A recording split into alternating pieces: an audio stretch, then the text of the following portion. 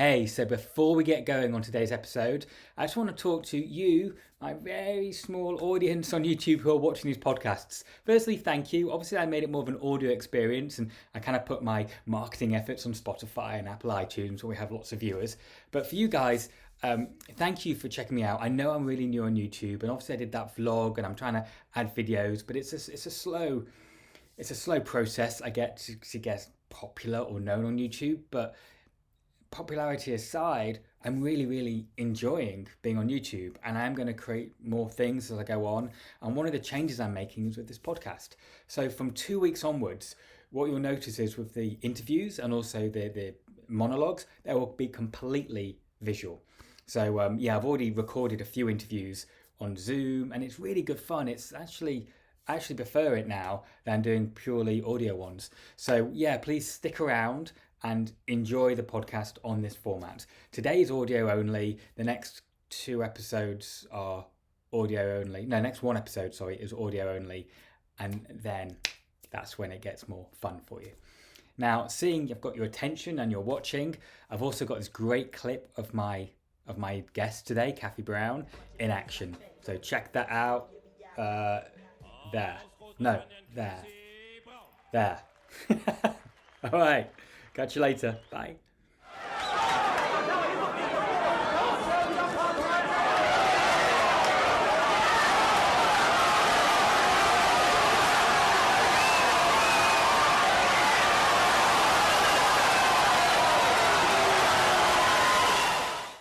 Such a badass on the inside and on the outside of the ring. Hope you enjoy today. Welcome to the MX Podcast featuring Dan Roberts. Hello, thanks for tuning in. Today I have a wonderful guest, Kathy Brown. She's an ex-professional boxer. She was one of the leading boxers in the world about 15 years ago. She's since changed her career. She's a boxing coach. She's a cognitive behavioural psychologist. She's set up charities. She does all kinds of stuff. She's a very inspiring lady and she's got a powerful story. I've been very lucky to know her for a while. And tune in. It's going to be about an hour long. Hopefully you'll enjoy it. All right. Welcome, Kathy. How are you doing?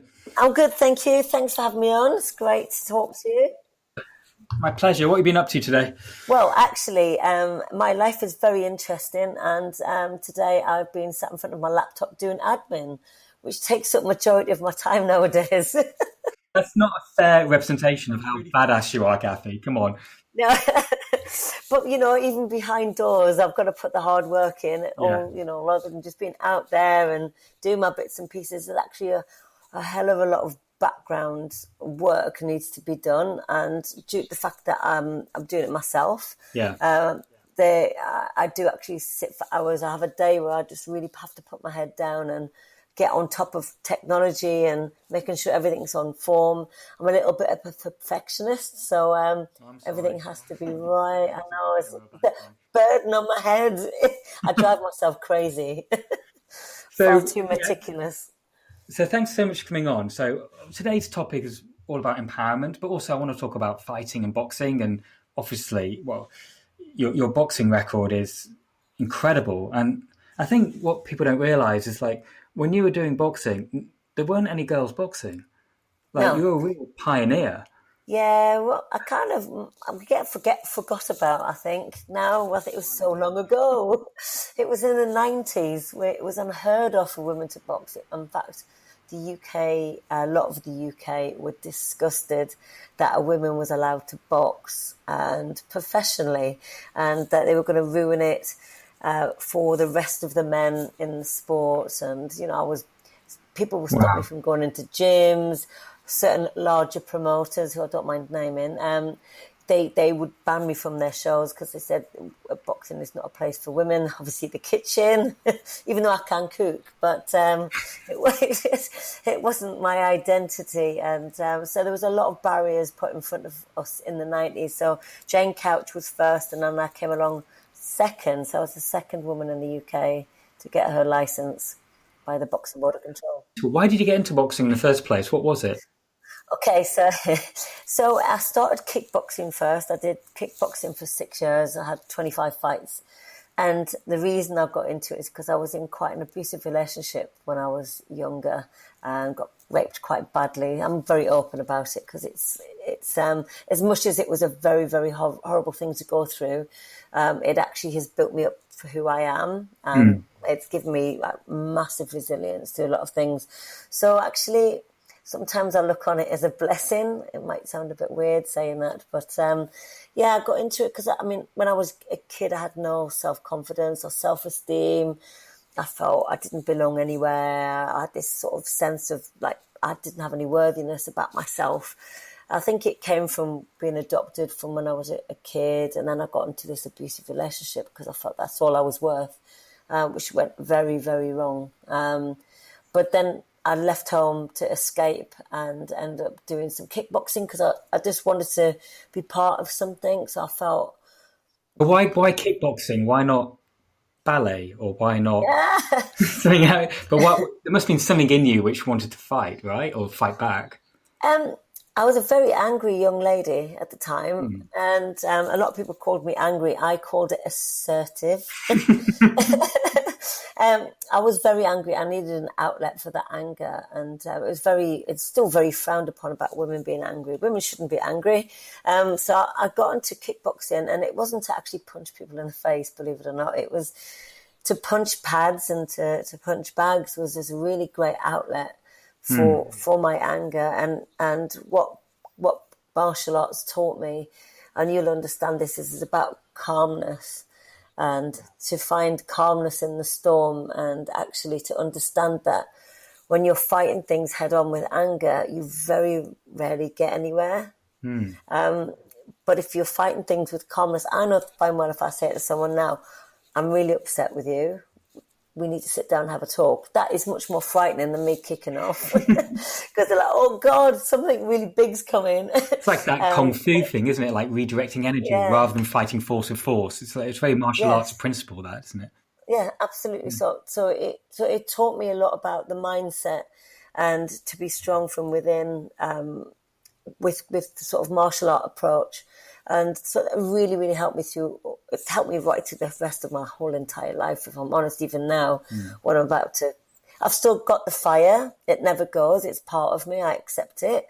And with me being human, it's sometimes the fire may come out, but generally it's under control. And I know that if I am under control, I do get much more benefit even now. Yeah, but Kathy, make me understand this. There's a bit of a difference from doing a little bit of kickboxing and boxing to becoming one of the world's leading fighters. Tell me about that journey, please.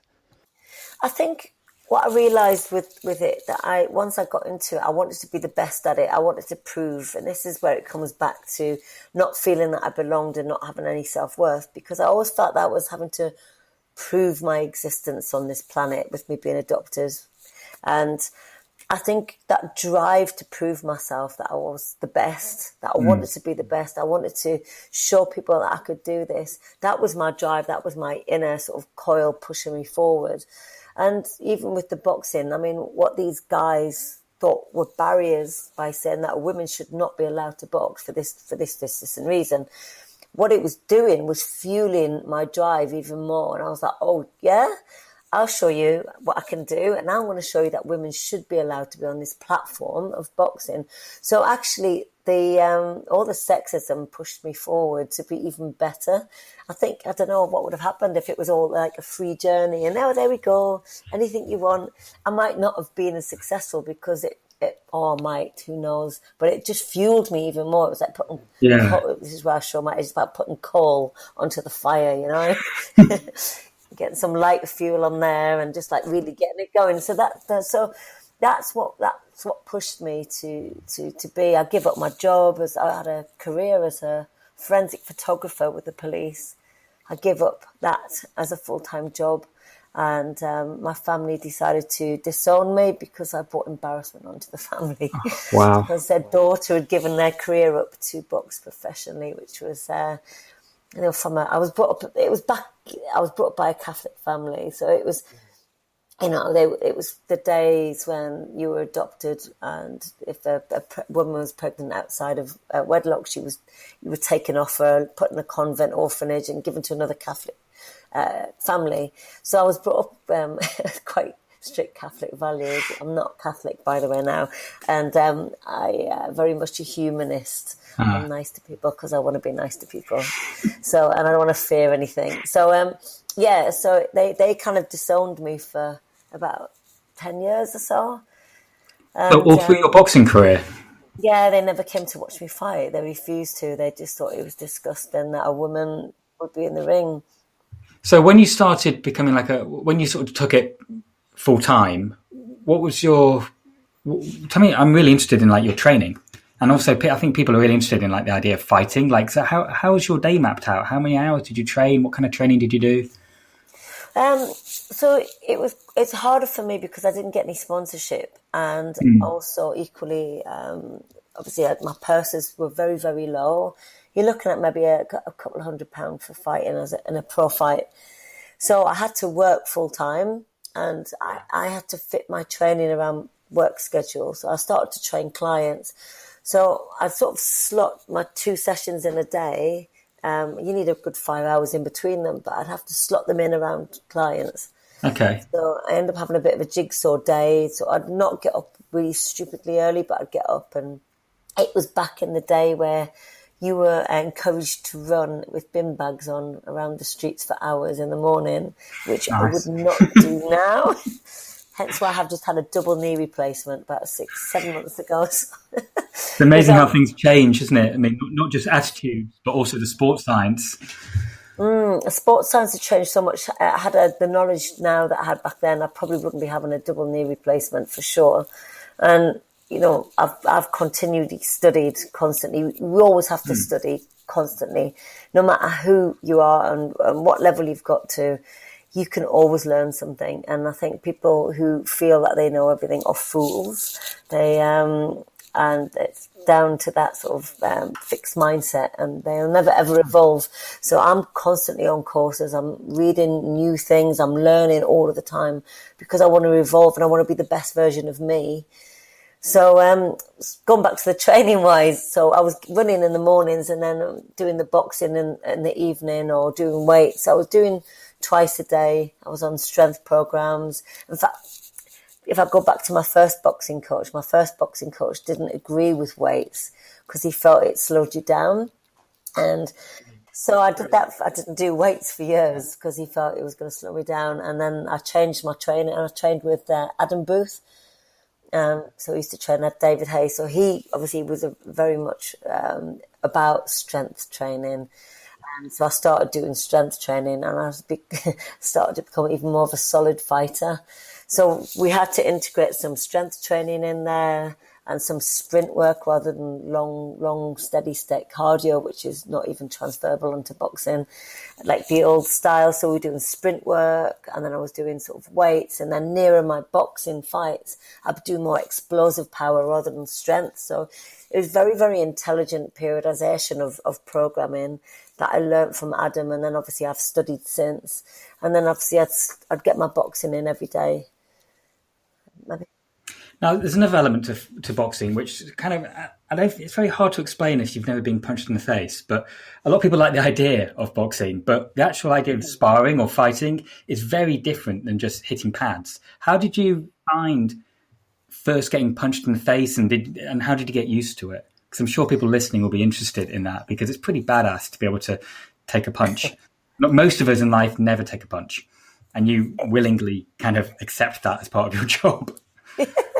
It's as Mike Tyson said, everyone's got a plan till they get punched in the face. That's one of my favourite quotes, because I encounter so many people on a daily basis who want to, they reckon they can fight me, or they reckon they can have a fight, and it's great. But actually, if someone takes a punch, even if it's a little tap in the face, they crumble.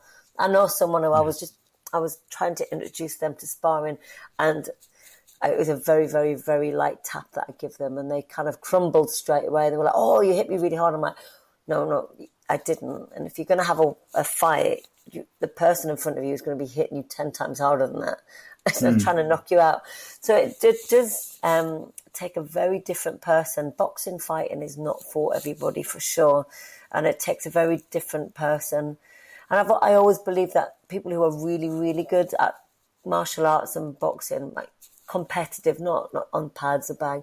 They've been through something quite heavy in life, because that darkness within and that depth within is the thing that gives them that extra edge, if that makes sense. For me, I remember my first fight, and I've really got to find it on video, because I got into the ring. It was like 3 months after I started kickboxing. My trainer just threw me in to the ring, went, off we go. And I came forward like a maniac. And I mean, my head must have flown back about 1,000 times, being punched in the face on the way in. But I carried on fighting. And funny enough, this weekend I just found another old fight of mine. And but I was a good fighter then. I was quite solid. But she caught me with this right uppercut on my head, like Exorcist, back, all the way back. But I kind of came straight forward, punching like it was nothing. Yeah, Kathy, I've got to say, I do want to encourage people listening to take up boxing, so be careful. Yeah. No, it's only on my professional career.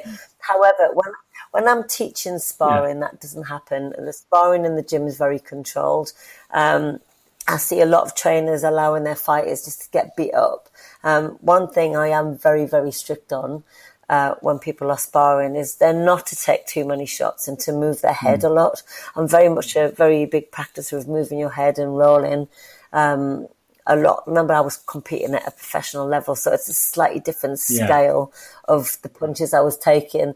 But anyone who comes to train with me in the gym, wanting to fight, even if it's a white collar fight, that I very much protect them, and I really don't want them to get hurt, because that will look bad on me, and I'll stop sparring if I think it's too heavy. But I mean, I think anyone in London who's listening to this should have a session with you anyway, or come along to a class. I think it's so important for everybody to feel what it's like a little bit to spar and build up to that at some point, just to have that experience in life. Yeah. I think maybe because you've done it so much, you obviously you work with beginners all the time, but I think it's so powerful for someone who doesn't know what it feels like to know they can have a little tap in the face and be okay. I think it's incredibly empowering. Yeah, it is. I mean, we try to I introduce it. I mean, all my classes are very, very clear on what I'm teaching in that class. So the sparring classes will be sparring. All the other classes that I put on are pad work, then, because you know that you're not going to get hit in the face. And I think that's quite reassuring. A lot of coaches I see, or you'll go to a boxing class and you don't know what to expect. And a lot of people go, they threw me into sparring straight away without a gum shield, and I'm like, with 8-ounce gloves on, and that frazzles my brain, because if you're going to spar... Yeah, I've been to classes like that in like East London, and it's pretty scary. It's pretty daunting when you just like rock up and join a new boxing gym. Suddenly you're sparring someone. It's quite, male or female, it's pretty intimidating if you're not expecting it. I think you've got to people have got to know what classes they are doing, and making sure they know that they're going to come in. There's not going to be no contact within that class, and as well, that when you do come to a sparring class, the gum shields are absolutely compulsory. Head guards are compulsory in my classes. I don't care what people say or how long you've done boxing, and 14 to 16 ounce gloves minimum is what you wear. There's no 10 ounce, no 12 ounce gloves. They're bigger gloves, and each round is scheduled. Anyone listening, bigger gloves mean that it hurts less if you get hit. Yeah, it's a bit more padding. You're more protected, and I see even people not wanting to wrap their hands when they come to boxing. You've got to protect your tools. You've got to protect your hands. You no matter how many times I was doing pads or boxing, I wore wraps every single time. Every time I sparred, I wore a head guard. I wore a gum shield, because it's a serious sport, and you've got to protect your brain. Your brain, once it's damaged, sometimes can't repair. And we see that quite a lot of in boxing, where a lot of boxers are not trained properly, and they're dehydrated when they go into fights, and then they get brain damaged. I take my training very, very, when I'm training people, really seriously. Yeah. And if someone refuses to wear a head guard or gum shield, I'll not allow them to do the class. Simple as. Personal trainers holding pads has become such like a popular thing in the last 15 years or so. Yeah. You see it everywhere now. How do you feel about trainers doing that? Do you feel it's good? They're encouraging people to use pads, or do you think it's bad because they don't know what they're doing? Right. So there's a lot of bad pad work going on there. And what I mean by bad pad work is trainers are holding pads so bad that they're injuring their clients' joints. They're pushing forward on the pads a lot. You see it's this new thing called mitology where people are just doing lots of fast pad work, but they're doing all the hard work, and the box is not really moving much. Yeah. And it's not conducive to fighting, but also they're putting a lot of stress through joints. So it and angered me for years. And I'm like, oh God, I don't think these people should be allowed to do it. But boxing is a beautiful sport, and it serves its purpose for everybody just to do some pad work, because it's an amazing release of stress. Yeah. And I'm a real sort of supporter of everyone doing boxing. So this is where I came up with the concept Boxology. Yeah. Tell us more about that. So I could see in gyms and in parks, etc., there was so much bad pad work going on that it was infuriating me. So I decided, actually, instead of just going around being bitter and saying these shouldn't be allowed to do boxing, let's create a course to teach people how to hold pads properly. And I decided to sort of I started off in my head with a very small idea, and then it built up into something quite huge, because I started typing a little manual, which turned into a fully fledged book on Boxology Round 1. I designed this course, which I got CPD points for with Active IQ and SimSpa. So I made it an absolutely endorsed, accredited course. Yeah, a nationally accredited qualification. Yeah, so I decided to do it properly. And then I've designed round 2, and now I'm on round 3. So I created these courses where it's normally face-to-face, where we spend 2 days with you. We do 10 people maximum on the course, because a lot of the courses out there are doing like 40, 50 people in a class, and it's impossible to be able to teach each individual how to hold pads properly. So we do very, very small courses, and me and my husband do it together, because he's a professional boxing coach as well. So we run these courses, 2 people on 10, so they get a lot of time and attention. So I know that when they finish that 2-day course, they are going to be amazing at holding pads. It's so good, and the industry needs that. I remember about 12 years ago, I was holding pads in the park, and I didn't really know what I was doing. And I felt such a fraud. And I remember looking online, looking for like courses, and I wish there was something like Boxology at the time, because I ended up going to Thailand for a year and fighting. Nice. Because that was like the only way I could think of actually having the knowledge of actually holding pads. I was like, well, I've got to know what it's like to be in a fight. So I figured I'd just throw yourself into the deep end. Yeah, no, rather extreme example, but solution. But there weren't. I mean, if you were around, if you had Boxology 12 years ago, there's no way I would have gone to fucking Thailand and got my nose broken and ribs broken. It would have been a lot easier to do your nice weekend courses in Soho. But the thing is, Kathy, there's not many good martial art fighters and boxers who are also good at coaching.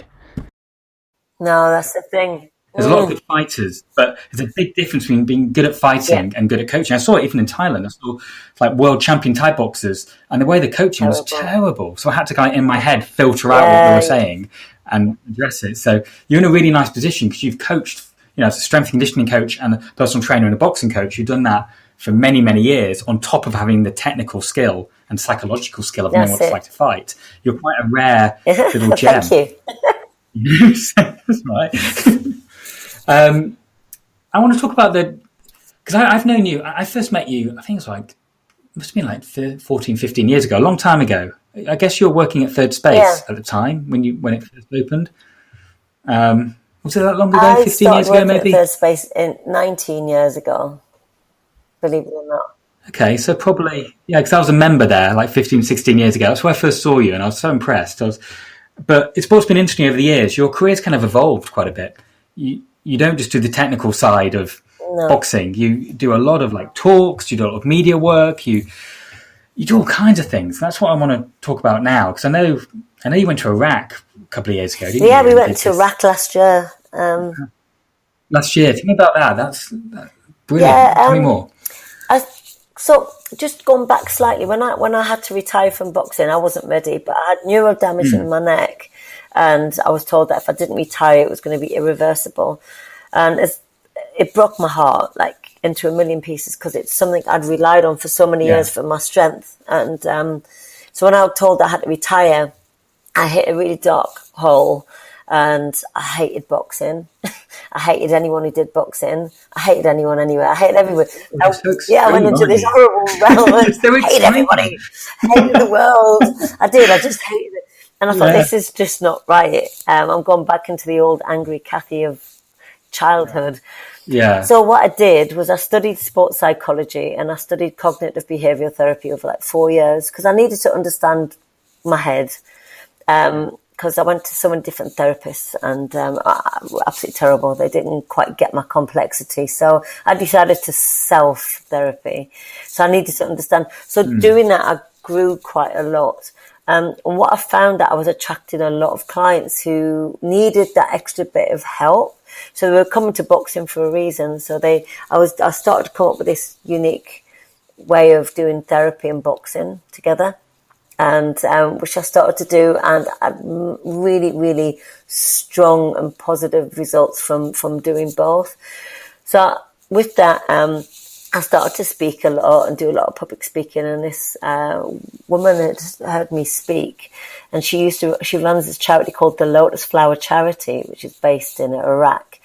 And she escaped Saddam Hussein's genocide years and years ago. And she'd gone back to help these Iraqi women, these Yazidi women who had been absolutely tortured beyond belief by ISIS in 2014. And they'd raped and pillaged all their young girls. I mean, kids who were like 7, 8 years old were just gang raped over and over and over again and sold. And she was telling me this story, and it just broke my heart into a million pieces because they had their husbands killed. And I know my story is nowhere even near their story, but I know what it's like to be abused for a period of time and to be raped in it, and what it does to your confidence. And I know that what boxing had given me was just irreplaceable.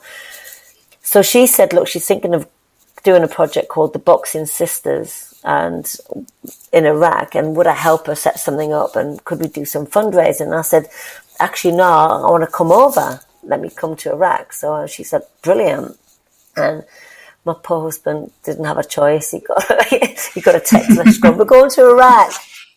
How did that conversation go? Well, it was a bit, yeah. He just knows that when I've got my head set on something that is happening, and I really set my head on it, and like my feet were in the ground fully. And I lost my mum last year just before we went, and I was like, sorry about that. I know. That's all right. She had really bad dementia, and I'd watched her struggle for 6 years and sort of looked after for a long time. So it was her time to go. I just wish she hadn't struggled so long, if I'm honest. So it's still rough, and I'd lost my dad the year before, so it was a bit of a weird one. And biological mother had died the year before, so the last few years have been a bit heavy. So I decided that it was a definite trip to Iraq because I wanted to give back. And if I'm honest, I get a lot from helping people as well. I get a bit of a kick in the fact that it makes me feel worthy. So it's got a double-edged sword with this. So I went to Iraq. We flew out there, drove into the mountains, and stayed in this refugee camp with all these Yazidi women and taught them boxing. And it wasn't teaching them boxing to fight. It was teaching them boxing for mental health and to be able to find a way to get rid of all their upset of what had happened to them, their anger, their depression, because it's a great funnel. And what we also did is we taught a couple of women there to become coaches. So I took Boxology out there. We had a translator with us to switch everything to Arabic. And some of the ladies couldn't read and write, so we had to do lots of audio files and Kurdish because they didn't want to speak Arabic because it reminded them of ISIS. So it was an amazing project where you had to lock into all of your coaching styles and find a way to teach these two women to be coaches. So they coach now still in the refugee camp to all the other women. So it's one of the most successful projects. So we went out there, we give them a skill set.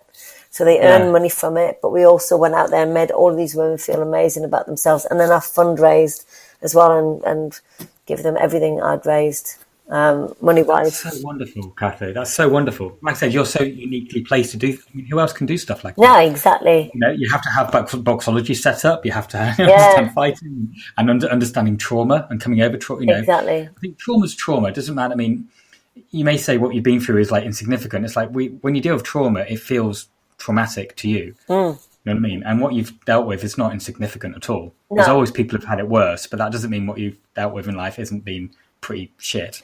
I think though when you've been through stuff in life, you value what it's like to go through stuff, and my point I wanted to get across about these are Yazidi women as they've been through so much trauma.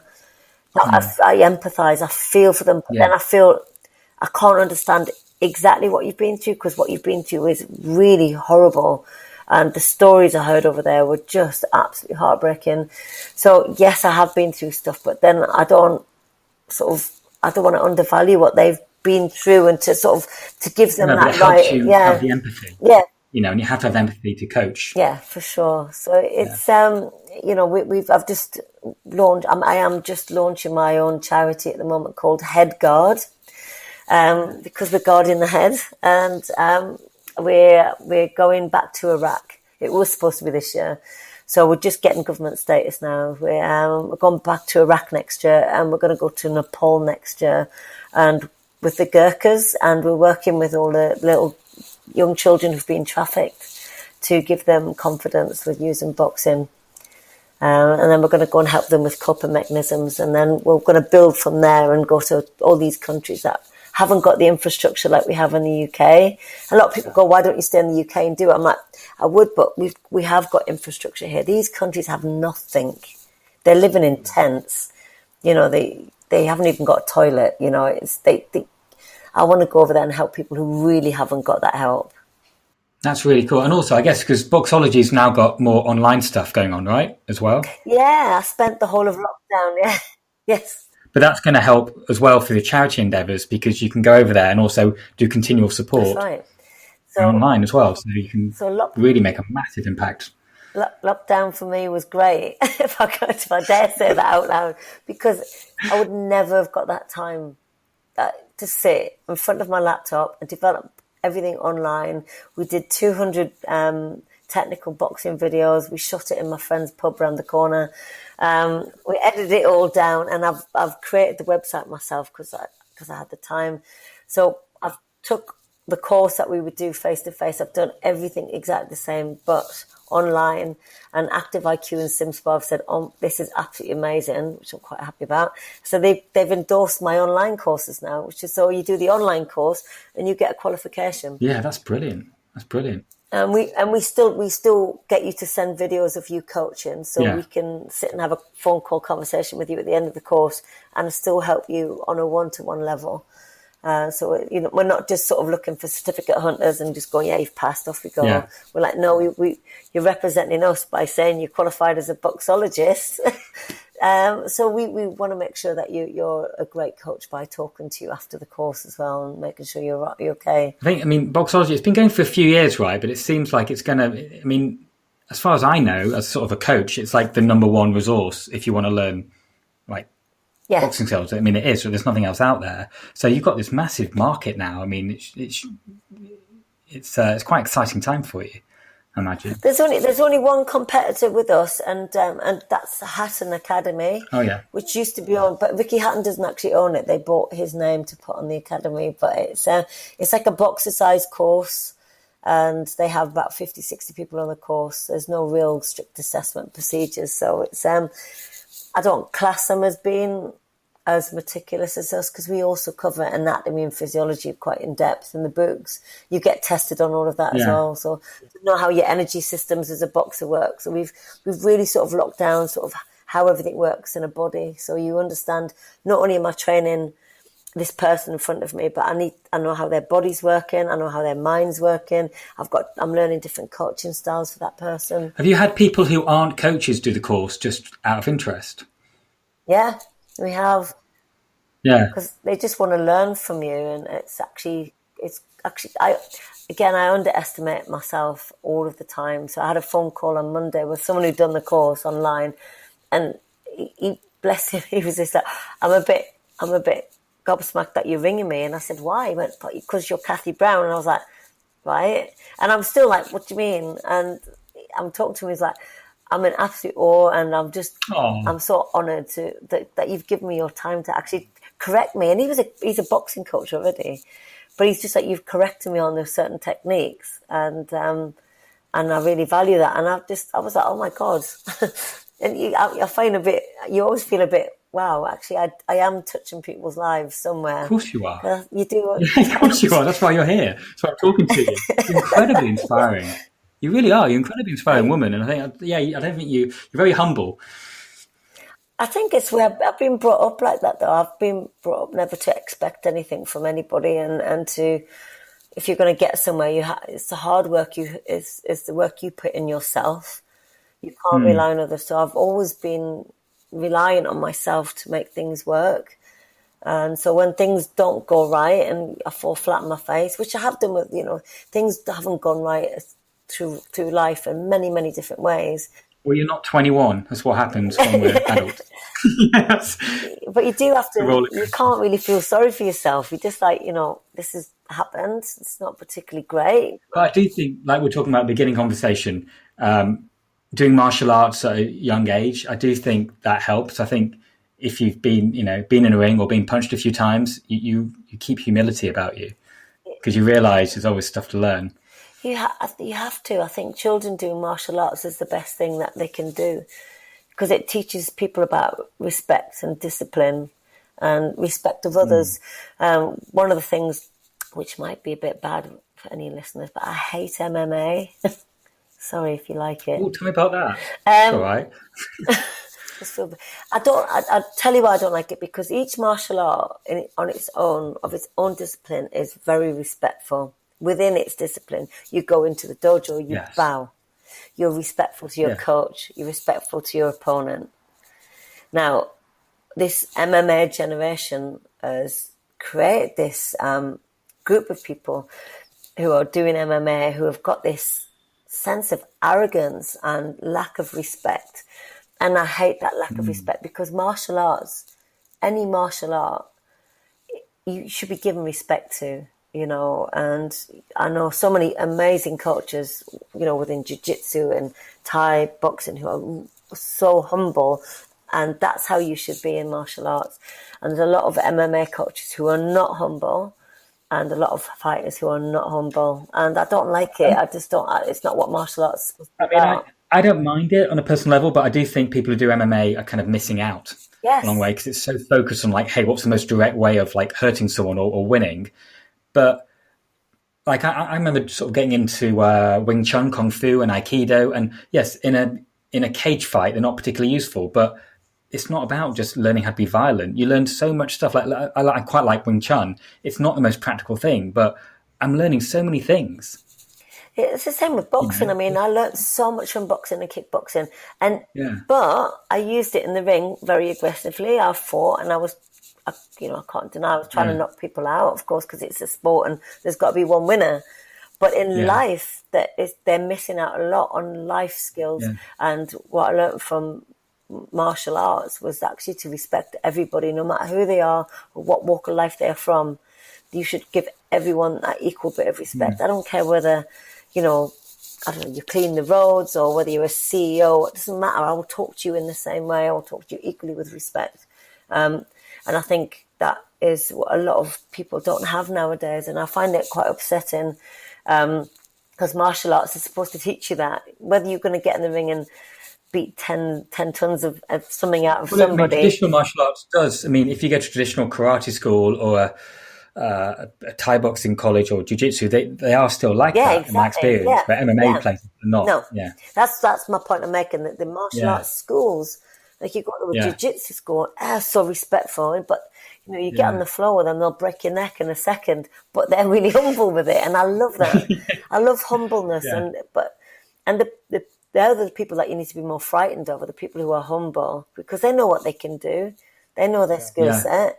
They don't need to go around shouting around the streets how hard they are, because actually they don't need to.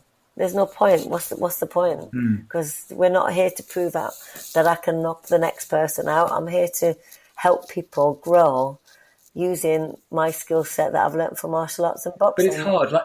Like you were saying, when you're younger, when you're quite angry, a lot of people get good at fighting because they're a bit insecure or they've been bullied or something. Yeah. Sometimes it's like some sort of darkness, and they have to get them kind of through that. And then quite often, these people become coaches because there's nothing else to do once you're. So you do find sometimes in fighting that not all coaches are kind of as mindful as you are, and because you've done the work psychologically and you're very empathetic, but it's not that common. No, it's very true. Funny enough, my first boxing coach, when I was in the middle of fights, in the middle of my rounds, he just slapped me in my face and screaming and shouting. But at the time, I thought that's how it was. He slapped me in my face. He'd be screaming in my face, throwing the towel at me, like really getting angry. And then I moved coaches and went with Adam Booth, who was ridiculously calm. And he'll speak to you on a really calm level in between rounds. And it was, but it brought out a different fighter in me. Yeah. So I learned from him that actually speaking with calmness and clarity, and just you have more respect for that person. You listen to them. Someone's shouting, you can't hear stuff because your brain shuts down going, right, he's shouting. I'm not even absorbing what they're saying. But as soon as someone starts to talk to you in a calmer manner, you're absorbing all that information that you're getting. That's really, really important. That's what, you're learning from people. If someone's shouting, I can't learn from someone like that. One thing, sort of final thing I'd like to talk about a little bit is confidence. Because I know you help your clients a lot getting more confident. And a lot of people, I think, suffer nowadays, I think more than ever, of not feeling worthy or not feeling confident enough. Have you found that? With my clients or myself? Yeah, just people in general. I mean, I think it's like, think about young people in particular. I don't know, maybe it's just my experience, but I mean, a lot of people in their 20s who are not, they maybe act confident, but when you get a little bit past the surface, they're not confident at all. Yeah, I mean, I'm not confident with every situation I go into, for sure. I've got to be honest about that as well. As much as I come across as very confident, and I'll walk into a room with confidence because I know I have no choice. But I get quite anxious nowadays going into a new situation. How do you get yourself more confident then, or how do you deal with that on a personal level? I just know if I go into that room, if I don't do something, I'll just regret it. I know that if I might feel anxious, I'm just going to walk in there, and I'm just going to walk in there and say hello to people. I'll go up to everyone and just say hello. Oh, I'm Kathy. What's your name? And it's really difficult at first to do that. But you've got to be able to you've just got to trial it out, walking into a room full of people you don't know, and just go up to someone and introduce yourself. What's the worst that can happen? Yeah, well, social anxiety, I think, is increasing, definitely. Yeah, it is, because people are on their phones all the time, or we're losing this social interaction, this sort of connection, this communication. Younger people haven't got it as much as people from my age, because we didn't have the phones. We weren't texting all the time. But I think I had my first mobile phone when I was 18. I was 24, and I'm younger than you, I think. So I don't know how that happened. So I just think, I think I was 18. Was I 18? I don't know. When I was young, anyway.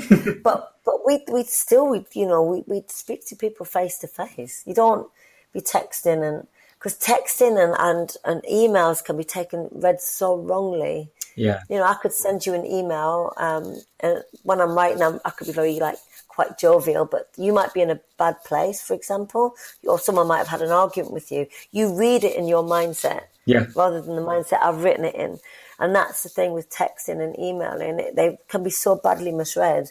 And with me, I was always taught to get out, we've got to get out and go and communicate with people. Whereas I think social anxiety now is ripe because people just don't know how to communicate. You watch even young trainers in the gym nowadays. I always say you should be able to go and talk to any person. If you want to be a personal trainer or you want to be a coach, you should be able to drop you into any room. But that's how we used to do it. When I started training, you'd work in a gym as a fitness instructor and go around, and that's how you get work. Now you introduce yourself. Now you can just get a six-pack and post pictures of yourself and walk around with Instagram, and then people have conversations with you on text. But then when it comes to having a conversation and a bond, with your clients, it's not as good. I've got clients I've had for 14 years. Yeah. And they've stuck with me. All my clients are all long-term clients because you develop a relationship, because you communicate with people, and you learn to find I always say to people, when you walk into a room, you've got, even with one person, find there's a common interest somewhere. You just got to find the common interest, and then you can stick on that common interest. Because everybody's totally different. And you always have to find what's my common interest with you might be totally different than with somebody else. There's a common interest differently somewhere. And that's why going out in the world, reading, meeting people, so you're able to have a bigger range of interests. Because when you've got a larger range of interests and knowledge, you can then relate to more people. Yeah, well, I know quite a few personal trainers listen to this, and I've had a few kind of experienced trainers on, and everyone says the same thing. I mean, I personally find it a lot easier to get clients in my mid-40s than I did in my mid-20s because I've got more things to talk about. And I understand when people say, oh, I'm stressed. I understand what it's like, oh, I've let myself go. Because you just live life. And I think that's more important than anything, just have that, again, going back to that empathy. When you've lived a life, you can actually be more used to people as a coach. I can watch when my clients are walking in through the door and a program that I might have ready for them. I can see if they're walking in that they've had a stressful day. And I'm not doing the program that I'd written. We're going off program, but I'm not going to tell them that. Yeah. But you should be able to see that with body language, with their voice, their tone, how they are with you. And you've just got to get to know people. You've got to get to know your clients. And I know I can go on to speak to anyone, even though I might not feel confident, but I make myself go and do it. It's a skill set that you'll never regret working on, is actually communicating with different people. So are you back in, I'm still locking down. I'm not seeing clients face to face. Are you seeing clients now? Yeah. You're back on it, yeah? Got the third space is open, so I'm juggling clients there. And obviously I'm working at home 1 day a week at the moment. I'm 4 days in the gym and doing my admin. Well, saying 2 days admin, I kind of work most of the weekend. You get yourself a PA, Kath. I know. I was thinking I just need someone to help me. And then obviously today I've been working on the charity. We've got to get all the charity status sort of sorted out. So we're going through all of that at the moment. And then I'm also doing some consultation on another exciting project that I've got happening in Knightsbridge. It's going to be a new Centre of Excellence of Martial Arts. Oh my God, really? That's so cool. I'm not moving there to coach, but I'm going in as a consultant. I'm going in to sort of head up, and I'm not old, I'm 50, but I need to sort of come away from the personal training side of things because I'm tired all the time. I love it. And I really love my job and I love every client that I teach. But I'm tired at the end of the day that I've got nothing left for myself. And self-love is very important, as you know. So I'm going to go in and help this friend of mine set up this Centre of Excellence, which hopefully will be launched at the beginning of next year. But also I think, as you get more experience, you can have more impact in these ways rather than just seeing one-to-one clients, so it's nice to have that balance. Yeah, and then choosing good coaches to work under the umbrella of the sort of Centre of Excellence of Martial Arts, and having not MMA, but we'll have jiu-jitsu and we have Thai boxing and like animal movement stuff to coincide. So it'll be all it'll all roll into sort of one sort of little beautiful little hub. So I've been working on that as well. So I've got that. I'm always on the go. There's always something. You're a busy girl. If I don't, my head will crash. I'm stopping myself from dropping into that dark hole again. So are you a bit of a workaholic then? Because you come across as because you're always doing stuff. Yeah, I think it's my coping mechanism. If I'm honest, that when my dad died, it was when I started to create Boxology a bit more. When my mum and dad got ill. About 6 years ago, I started to really create Boxology, and then because I was going up to Newcastle every second weekend on the train for 3 hours up and 3 hours back, so I had to have something to focus on because I was going up to a lot. So exhausting. Yeah, but it kept my head above water by concentrating on the project. And even in lockdown, I focused on getting it all online and developing the charity. Yeah. Because if I just sat still, it's hard. It's a hard place to get out of if you get in there. Yeah. And it's finding coping mechanisms and ways of not allowing yourself to drop down to that sort of dark place if you've been there before, or if you're susceptible to going there. A lot of people do, but it's looking for triggers and knowing what will trigger you to sort of go there. I know my triggers is just sitting doing nothing and feeling worthless will make me sort of, when I finished boxing, I felt worthless. I felt I had nothing. As I was growing up, I felt worthless.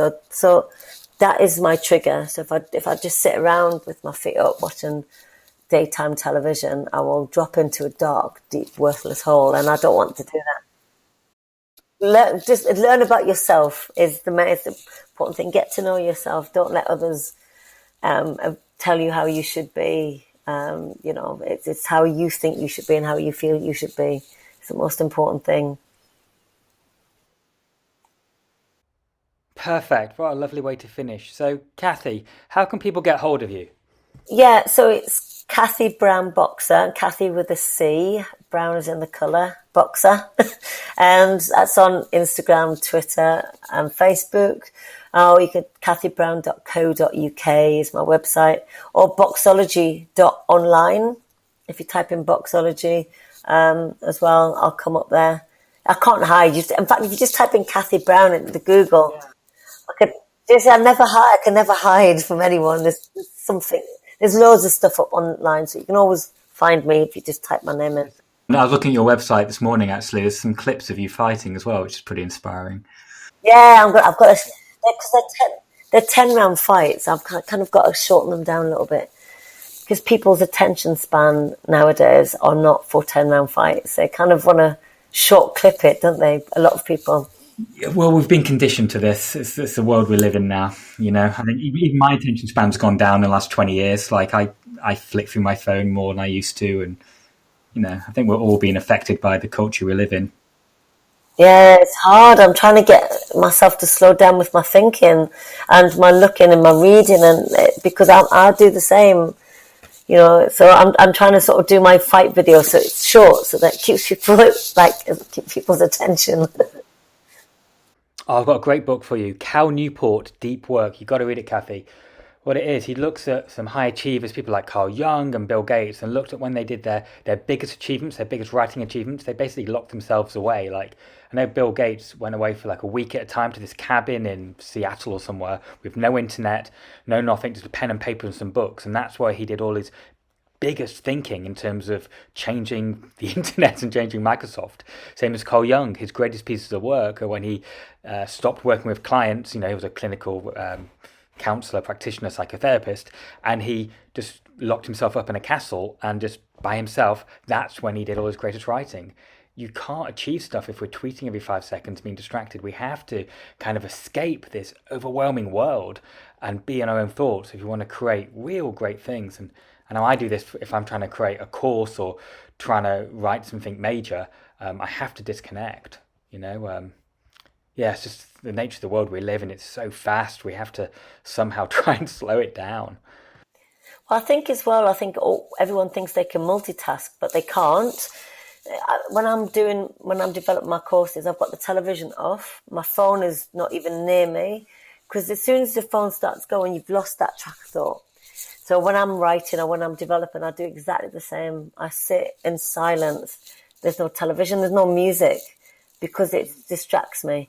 I drive my husband mad because he likes to listen to music when he's doing things. So he sits in the bedroom and I sit in the living room and I'm at peace. And I tell him off all the time, like, get off your phone, because he's on his phone when he's trying to do something. But people work differently. But I honestly believe that you have to have silence, the phone, everything should be put to aside when you're working on a project. Otherwise, it's not going to be as good as it could be. It's funny, I mean, mindfulness is so trendy, but how can you be mindful if you're doing 20 things at once? I totally agree. You have to do one thing at a time. Yeah, you can't. If you when your phone's pinging off and like you've got a text message coming through, your mind's distracted. And even with people in the gym when they train with me, I'm like, give me your phone. I take that when I've got fighters coming up for a fight, give me your phone. I put the phone in my pocket for the whole of the session because I know I can see if one of my clients, that little text comes through, it distracts them. And then they suffer physically because they're not able to train as well as they could have done because this thing's on their head. So they're already back at work, even though there might be half an hour left of the session, but their head's already back at work. It's not there. It's not in the moment. And that's the beauty of boxing and martial arts, because you have to be in the moment because it's skillful. You have to think about what you're doing. You can't be sort of, when you're doing weights or when you're running, your head's like off somewhere else. Pure focus. It's mindful. It's meditation, physical meditation, boxing. Wow, Kathy, I want to go and punch my punch bag right now, like right now. Just hit it, but just, really focus on your technique. Where is my shoulder? Where is my foot? Where's your hip? Think about your body. You should be in tune with your body when you're boxing. You shouldn't have to look at the floor and see where your foot is. You should know where your foot is. Is my hip turning through? You've got to be in tune with your body when you're boxing. It's, when I'm teaching my boxers, they have to know, where do you feel your hip is? I film them going, right, this is where you think it is, but this is where it is. You have to become in tune with your movement. It's really important. Even when you're doing weights, just quickly, I know you don't, even when you're doing weights, if you're to say you're doing a chest press with dumbbells, you should be focusing on the muscle that you're trying to work. Not just, I'm pushing this weight, 10 more reps. Right, where am I feeling it? I should be feeling it. This is in my chest. I'm pushing it. I'm feeling it in my chest. You should be aware and sending sort of messages down to the area of the muscle that you're working on, because there's been scientific proof to show that it stimulates the muscle more. You actually get more development. That's right. You get more muscle fiber development, don't you, when you actually think about it? Yeah, so think about what you're doing, even if it's weights. Even when I'm walking to work, because I've had a double knee replacement, I've got to think about my foot placement, my gait, when every single step I do.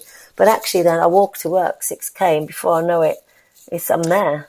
Do you know what I started doing? I've been getting into running the last few weeks, and I haven't run for a long time, and I've done 2 20-mile runs in the last 2 weeks. Wow. And the first one, I decided my headphones ran out after about 2 miles. I was like, oh, shit. And I kind of just pushed through it. Second one, I decided not to take my headphones with me. And how was it? I haven't ran without music. And it was actually easy because I'd already done it a week and a half earlier. Yeah. And it was actually really nice just I was running on the Thames, just listening to people talking and the birds tweeting. And it wasn't hard at all. No. And it's because I've been so used to I need music. And no, I didn't. That was just a form of distraction. I didn't need it at all. And it gave me a chance to think about my foot placement and my gait and my breathing. And it became actually easier rather than having around stuff. But there's been a lot of scientific proof as well showing that this constant noise in your head, whether it be from music or the lifestyle that we live in, it causes stress. And you might not feel stressed, but it causes your mind to be stressed because it's constantly having to think and evaluate and sort stuff out, whether it's music that you listen to. So that silent time is so important for your brain to reset and get rid of bits that it doesn't need. It's really important that people do that. So when I walk to work, I don't have music. I walk, just me, myself and I. I walk to work with myself, have little conversations with myself. Yeah, that means you're mad, by the way. Of course. There was never any other thought than that. I'm crazy. All right. Well, thank you so much, Kathy. Thank you. Thanks again. I really appreciate you. That's all right. No problem. It's been my pleasure. Let me know when it's out. So Kathy is out now. So guys, did you enjoy listening to that? I did. Very inspiring. You know what? She didn't mention, no, she said she was a kickboxer before she became a boxer. She had 25 fights as a kickboxer, right? She didn't lose any of them. Wow. Such an impressive athlete, very humble, very impressive athlete. And also, you've got to remember the context, the 90s, boxing, scene was so patriarchal. There was so much institutional sexism going on. So to her to fight her way through the bureaucracy outside of the ring, as well as being so talented inside the ring, makes her success even more impressive in my mind. You always have to look at the context of people's successes, and sometimes it's even more impressive, Now, and the fact that she took her own battles and successes and life lessons to spend so much time creating her boxology, her kind of qualifications to help other coaches, and also doing her workshops and her talks and the stuff she does in the media. She really, dedicates her career to helping others, and that as a fellow coach, I just really admire. Now, next week I've got another coach, Jay Cardiello, very impressive guy. Similar in a small way that he's dealt with some trauma. He's had a few things happen to him, and he's used those as kind of life lessons to really help others. And he's got he's well known in America. I don't know if you know him people listening in the UK, because in America he has his own TV show, and he's quite a famous coach. He works with a lot of famous people like J-Lo and 50 Cent and various people. But he's an impressive guy, and we talk next Wednesday. Get used to it. Wednesday, midday, London time. Always either a talk with me or talk with a fabulous guest to discuss the world of well-being, and to hopefully give you some tips and insights and ideas on how to live better and to train better and to feel great about yourself. All right, take care. Stay safe. All feedback, reviews and social shares are very much appreciated. To find out more about the Methodology X online members club, our award-winning MX Group fitness classes, or to join our global family of MX instructors, please visit danrobertsgroup.com.